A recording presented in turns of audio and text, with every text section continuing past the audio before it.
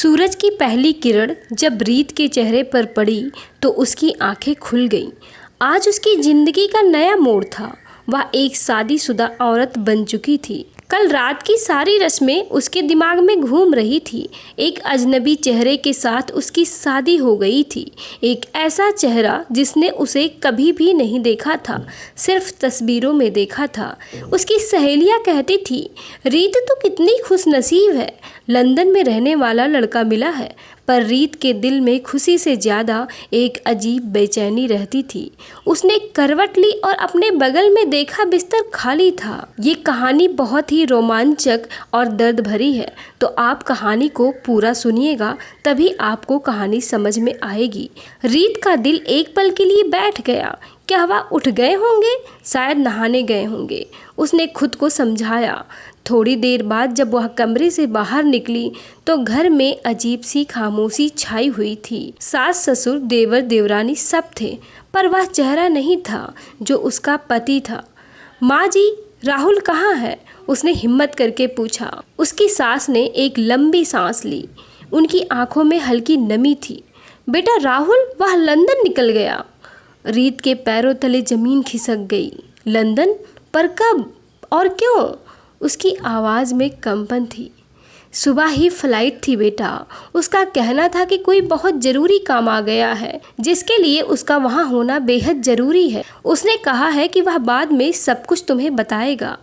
रीत को लगा जैसे किसी ने उसके दिल पर जोर से चोट मारी हो। एक दिन भी नहीं हुआ था उसकी शादी को और उसका पति उसे अकेला छोड़ गया था। उसका माथा घूमने लगा, उसकी पलकें भीग गई। यह कैसा रिश्ता था जिसकी शुरुआत ही इतनी अनोखी और दर्द भरी थी? उसके दिमाग में हजारों सवाल थे, पर जवाब किसी के पास नहीं था। राहुल ने उसे एक खत तक नहीं लिखा था, एक मैसेज तक नहीं किया था। सिर्फ इतना कहा कि ज़रूरी काम है।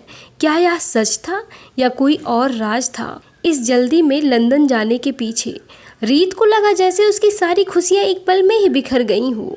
वह एक अनजान शहर में अनजान लोगों के बीच बिल्कुल अकेली रह गई थी, एक ऐसे पति के इंतजार में जिसे उसने ठीक से देखा भी नहीं था और ना ही वह जानती थी कि वह वापस कब आएगा। रीत अपनी नई जिंदगी में ढलने की कोशिश कर रही थी, पर हर गुजरते दिन के साथ उसका अकेलापन गहराता जा रहा था। शादी को 10 दिन बीत चुके थे, लेकिन राहुल का कोई फ़ोन नहीं आया, ना उसे ना ससुराल वालों को। रीत हर सुबह इस उम्मीद में जागती कि शायद फ़ोन आएगा, पर हर शाम उसकी उम्मीदें टूट जाती थीं। उसने अपनी सास से कई बार पूछा, माँ जी, राहुल का कोई फ़ोन आया था क्या? पर उन्हें कोई खबर नहीं थी, या शायद वे बताना नहीं चाहते थे। घर में एक अजीब सी खामोशी रहती थी जो रीत को अंदर तक खाए जा रही थी। एक दिन हिम्मत करके उसने अपने पिताजी को फ़ोन लगाया। कांपती आवाज़ में उसने सब कुछ बताया। राहुल का यूं अचानक चले जाना और फिर कोई खबर ना मिलना। उसके पिता और भाई ने उसे ढांढस बंधाया, बेटा परेशान मत हो, शायद कोई बहुत ज़रूरी काम होगा, सब ठीक हो जाएगा। उनके शब्दों में सांत्वना थी, पर रीत के दिल को तसल्ली ना मिली। हफ्ते बीतते गए, फिर महीने। रीत को अब लगने लगा था कि कुछ तो गड़बड़ है। राहुल का कोई संपर्क ना होना, ससुराल वालों का अचानक बदला हुआ व्यवहार, अब कोई उससे ठीक से बात भी नहीं करता था। पहले जो प्यार और अपनापन था, उसकी जगह अब एक ठंडी चुप्पी थी। रीत को महसूस होने लगा था कि वह अब इस घर में सिर्फ एक बोझ है। उसके मन में कई सवाल थे। राहुल ने ऐसा क्यों किया? ससुराल वाले उससे कतरा क्यों रहे हैं? क्या कोई गहरा राज था जो उससे छुपाया जा रहा था? हर गुजरता दिन रीत को इस अनजाने दर्द और अनिश्चितता की खाई में और धकेलता जा रहा था। रीत के सब्र का बांध अब टूट चुका था। हर रोज की उदासी और अनकही खामोशी उसे अंदर ही अंदर खाए जा रही थी। 2 महीने बीत चुके थे और राहुल की तरफ से कोई खबर नहीं थी, ना कोई फ़ोन, ना कोई खत, जैसे उसे ज़मीन निगल गई हो या आसमान खा गया हो। ससुराल वालों का बदला हुआ व्यवहार उसे अब चुभने लगा था। एक दोपहर जब घर में सन्नाटा पसरा था, रीत ने हिम्मत जुटाई और सीधे अपने ससुर जी के पास गई। उसकी आवाज़ में दर्द था। उसने ससुर जी से बोला, मुझे लंदन जाना है। ससुर जी उसे देखकर हक्के बक्के रह गए। उनके चेहरे पर हैरानी साफ झलक रही थी। मुझे पता है आप लोग कुछ बताएंगे नहीं कि राहुल कहाँ है, उसका क्यों फ़ोन नहीं आया। रीत की आवाज़ में शिकायत और मायूसी दोनों थी। अब मैं और इंतज़ार नहीं कर सकती। ससुर जी ने गहरी सांस ली। उन्होंने रीत को समझाने की कोशिश की, बेटा अभी तो सिर्फ 2 महीने ही बीते हैं, थोड़ा सब्र करो, ज़रूर कोई काम होगा, तभी वह इतना व्यस्त होगा, वह आएगा, देखना तुम। रीत जो अब तक अपने फैसले पर अड़ग थी, ससुर जी की बातों से थोड़ी नरम पड़ गई। शायद वह सही कह रहे हों, शायद राहुल किसी सचमुच जरूरी काम में फंसा हो। इस उम्मीद की हल्की सी किरण ने उसे फिर से दिलासा दिया। बेचारी रीत उनके कहे अनुसार एक बार फिर सब्र करने को तैयार हो गई। उसे क्या पता था कि यह इंतजार कितना लंबा खिंचने वाला था और इसके पीछे राज कितना गहरा होगा। रीत के पिताजी को अब अपनी बेटी की हालत देखकर उनसे रहा नहीं गया। ससुराल में उसकी खामोशी और मुरझाया चेहरा उनसे देखा नहीं जा रहा था। उन्होंने फैसला किया कि कुछ दिन के लिए रीत को अपने घर ले आएंगे ताकि उसे थोड़ा सुकून मिल सके, वह इस अकेलेपन से बाहर आ पाए। रीत भी बिना किसी विरोध के उनके साथ अपने मायके आ गई। अपने घर आकर रीत को वाकई में कुछ राहत मिली। जाना पहचाना माहौल, अपने माँ बाप और भाई बहनों के चेहरे देखकर उसके दिल को थोड़ी ठंडक पहुंची। लेकिन यह सुकून पल भर का था।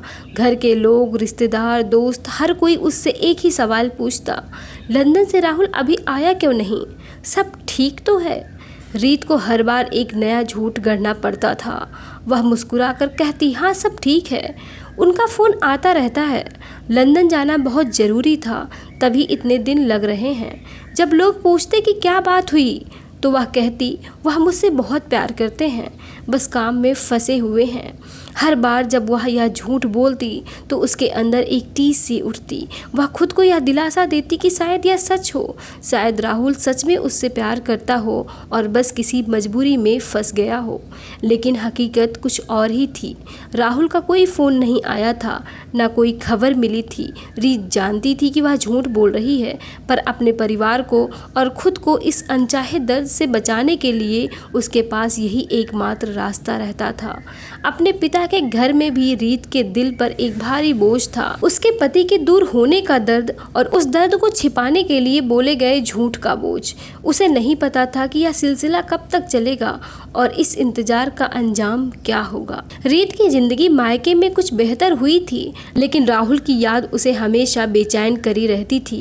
घर पर उसका मन नहीं लगा तो वह अपनी माँ के साथ बाजार गई। लोगों की भीड़, दुकानों की रौनक और चहल पहल के बीच अचानक उसकी नज़र सड़क पार करते हुए एक शख्स पर पड़ी। वह एक लड़की और 2 बच्चों के साथ था और हंसते खेलते कार में बैठकर वहां से चला गया।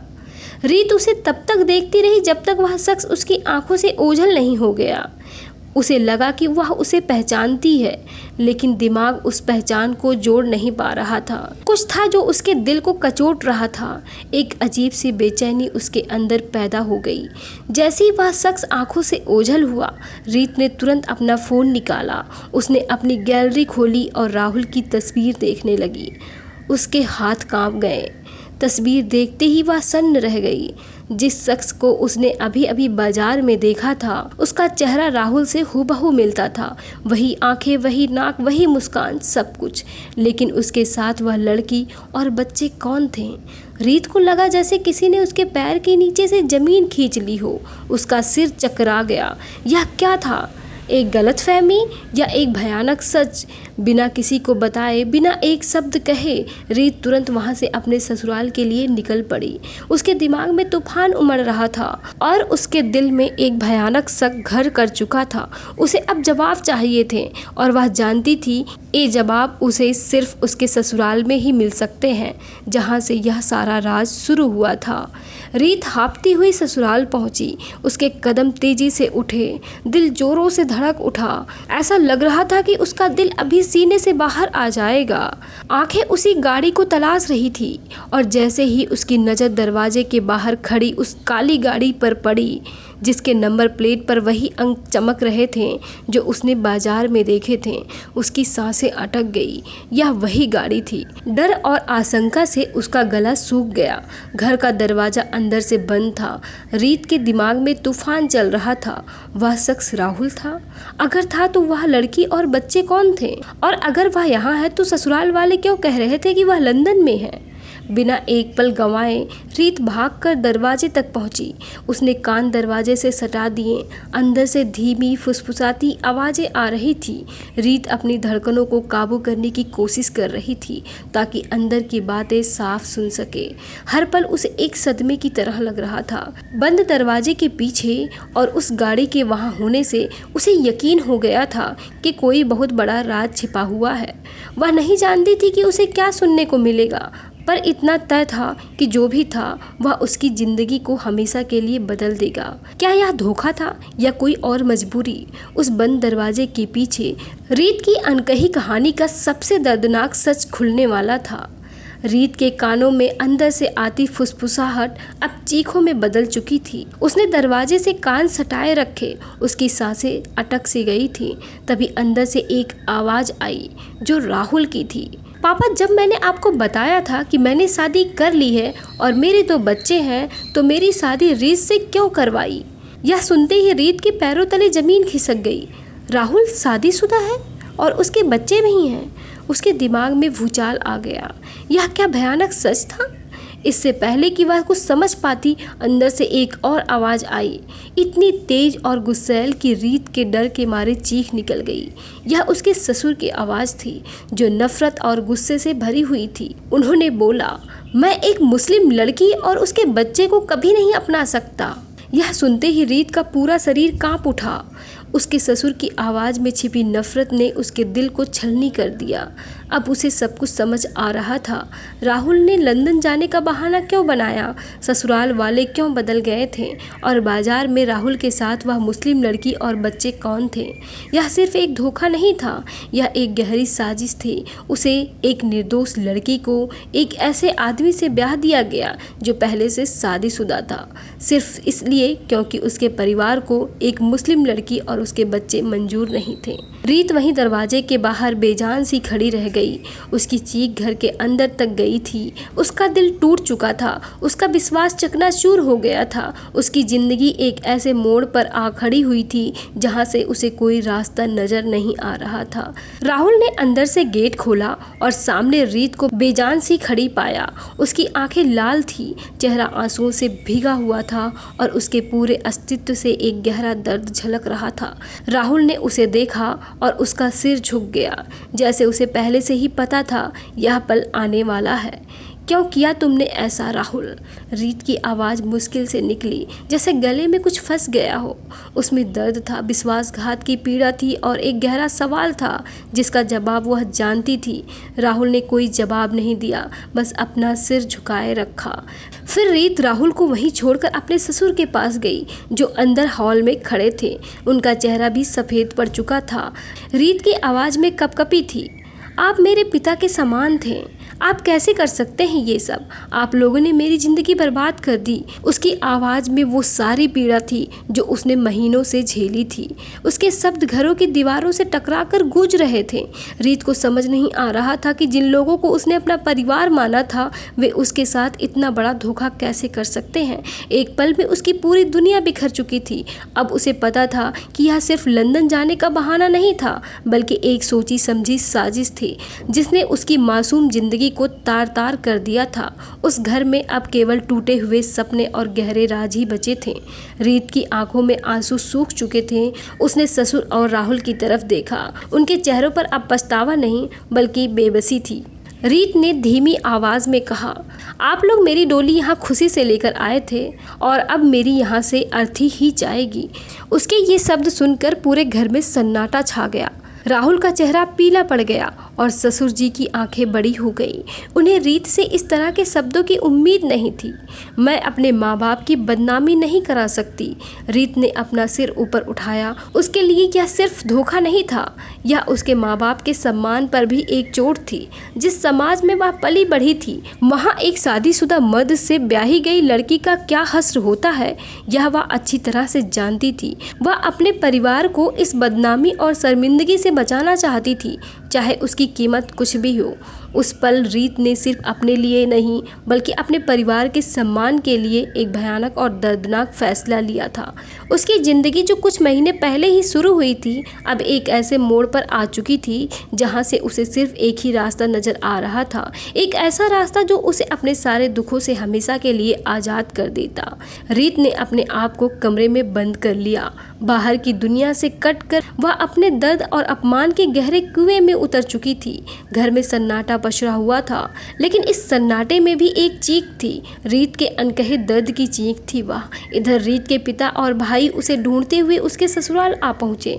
उनके दिल में भी अजीब बेचैनी थी। जैसे ही उन्होंने घर के बाहर कदम रखा, उन्हें कमरे के सामने भीड़ दिखाई दी। लोगों के चेहरे पर चिंता और दहशत थी। उनका दिल जोरों से धड़क उठा।